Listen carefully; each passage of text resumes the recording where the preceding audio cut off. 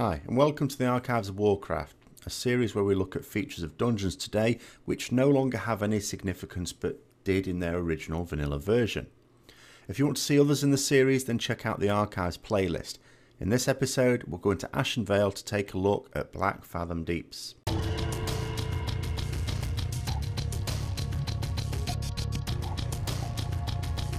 Before the War of the Ancients, this was a Night Elf temple, but has long since been submerged as a result of the Sundering and taken over by Naga and Murlocs. Since vanilla times at least, it's also been the home of Akamai, supposedly the herald of an old god, or maybe even all the remaining ones. As such, you also see Twilight Cultists in the latter part of the dungeon. Given that cataclysms seem to feature the Twilight Cultists everywhere, they also expanded their presence in the revamped version of this dungeon. Now, before going through some of the features which are nods to the original version of the dungeon, the recent Chronicles publication might shed a little more light onto this. We can see from a map in that book, the area in question seems to be close to the border between Cthulhu, the elemental lord Neptulon, and the only old god ever to have been killed, Yashaj. Of course, this might not mean anything imminent. I don't think even Blizzard had fleshed out the old god story back in vanilla times, or even really in Cataclysm. Of course, the description towards the end of the dungeon implies that Akamai is the herald of all the old gods, so may not be tied simply to one. Although the Chronicles reveals the origin of the old gods and there's no suggestion they ever worked against each other, it's never been quite clear as far as I know to what extent they coordinate their efforts with one another. It's also not made terribly clear if Akamai really is heralding a return of the old gods, or if us slaying Akamai has done anything to frustrate those plans. My travels originally brought me here as a result of the level 20 Paladin quest, which required me to go all over Azeroth, with one quest item being located just outside the instance. Well, there was a group of 4 asking for one last member to do the dungeon itself, so in I jumped, the only non-Nelf member of the party, with all other Alliance races being confined to the Eastern Kingdoms at the time, unless of course like me, they were travellers. The first real point of interest is the swim across the pool. No piranhas there at the time, and jumping across the stones. Now you can throw a rope across for others, but this didn't exist at the time, so you all had to do your jumping whilst hoping to avoid the lag monster.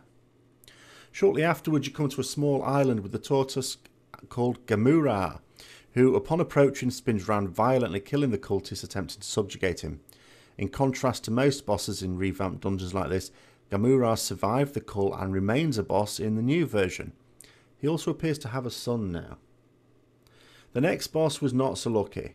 A short swim from the island we find Domina, Mistress of Shadows. Upon an altar there is the corpse of a female Naga.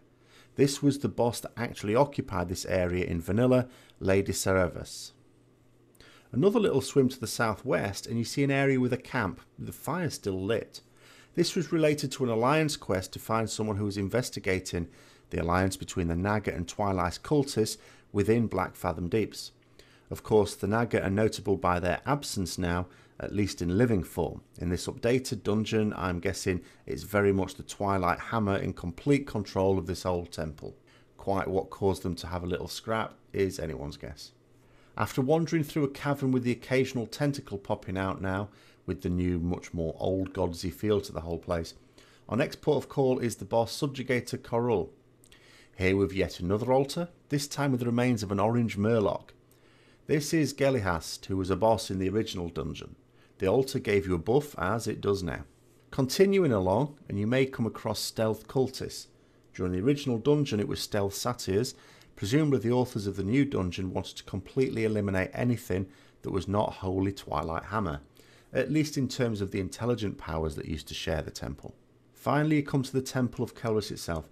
This is where the Twilight Cultists confined themselves in the original dungeon. Under the water there were 2 optional bosses, Baron Aquanus, a water elemental, and Old Sericus, a Nessie type creature. Now there is just a creature known as the Guardian of the Deep in a hidden area under the temple. In the inner temple, the boss was originally Twilight Lord Kelris. Also the insets into the wall either side were closed off. There were 4 lamps around the altar. Lighting each one opened a section and released the mobs there.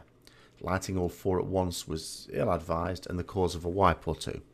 This was how you accessed the final area.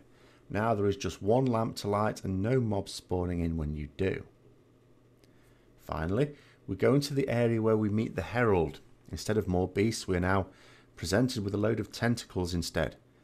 Very much the theme of Cataclysm. And then on to Akamai, only the second boss in this dungeon that has remained unscathed, albeit with a different model. And that's a look at some of the features remaining in Blackfathom Deeps from the original vanilla dungeon. I hope you found this interesting. If you did, don't forget to like, comment, subscribe and share, and check out the playlist for the other videos in this series. And until next time, I'll see you later.